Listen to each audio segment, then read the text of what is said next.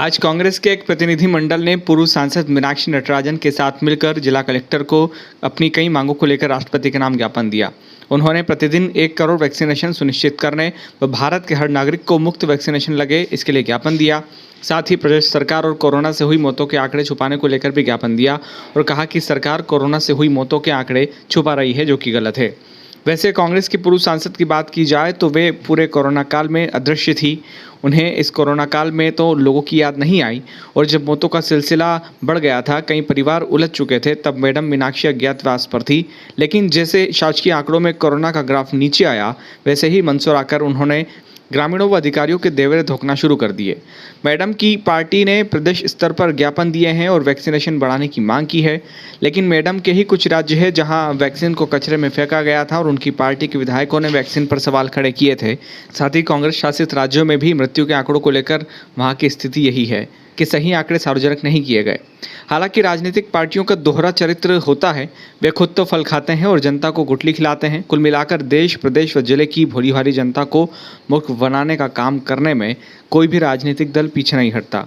अभी हाल ही में आई महारानी वेब सीरीज में जो मुख्यमंत्री का रोल अदा कर रही है, उनका एक डायलॉग है। वे कहती हैं कि आपको ऐसी हरकत करते हुए शर्म नहीं आती। तो विपक्ष के एक नेता कहते हैं कि शर्म आती तो राजनीति नहीं करते। खैर, अब यह जनता को समझना होगा कि ऐसे नेताओं का क्या किया जाए। अखिल भारतीय कांग्रेस कमेटी और प्रदेश कांग्रेस कमेटी की ओर से ये पूरे देश भर में कांग्रेस जो वैक्सीन नीति है केंद्र की, उसको लेकर बातचीत कर रही है लोगों से भी और जाहिर है कि प्रशासन से भी।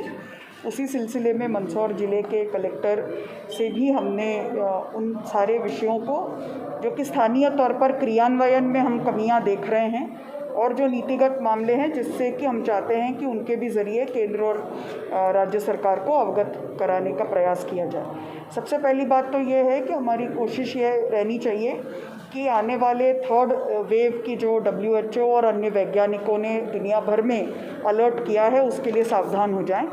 और आज तक भी हम पूरे देश में ये देख रहे हैं कि केवल 4% लोगों को दूसरा डोज मिला है। तो ऐसे में इसको कैसे स्पीड अप किया जाए, किस तरह से जो तकनीक है उसका इस्तेमाल लोगों को सहजता से चीज़ें उपलब्ध हों उसमें हो, न कि उस डिवाइड में पड़ कर के आधे लोग वंचित रह जाएं।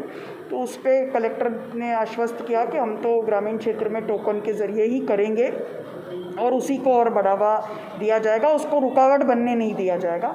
तीसरी और सबसे महत्वपूर्ण बात यह है कि फ्री वैक्सीन होना चाहिए और प्रोक्योरमेंट पूरी तरह से केंद्र का होना चाहिए। अगर अलग अलग राज्यों को वर्ल्ड मार्केट में आप कॉम्पीट करने के लिए खुला छोड़ देंगे तो उनके लिए ये बहुत ही मुश्किल होगा और वो रेट्स भी अलग अलग हो जाएंगे। जैसा कि हम देख रहे हैं कि प्राइवेट वेंडर्स अगर एक जगह 150 रुपये में दे रहे हैं, पर पेशेंट 600 दे रहे हैं और केंद्र को 150 दे रहे हैं, राज्यों को 300 में मिलती है। तो ये जो यूनिफॉर्मिटी है ये उचित नहीं है कि अलग अलग तरह से उनको मिले, ये यूनिफॉर्म ही होना चाहिए। तो ये पूरी तरह से जिम्मा केंद्र का होना चाहिए। जैसे जब स्वर्गीय राजीव जी देश के प्रधानमंत्री थे तो पल्स पोलियो के लिए पूरे देश में इम्यूनाइजेशन ड्राइव चला गया और आज WHO भी मानता है कि वो सबसे सफल प्रयोग रहा और आज हमारा देश पल्स पोलियो मुक्त हुआ। उसी तर्ज पर सरकारी अमले के ज़रिए ही ये वैक्सीनेशन का ड्राइव चलाया जाए और लोगों को वो बिल्कुल मुफ्त मिले और किसी के भी साथ दोयम दर्जे का व्यवहार न हो। ये कांग्रेस की भी सोच रही है और सामाजिक राजनीतिक जागरूक कार्यकर्ता और नागरिक होने के नाते भी हम सब लोगों की ये सोच है। इसको लेकर हमने बातचीत की।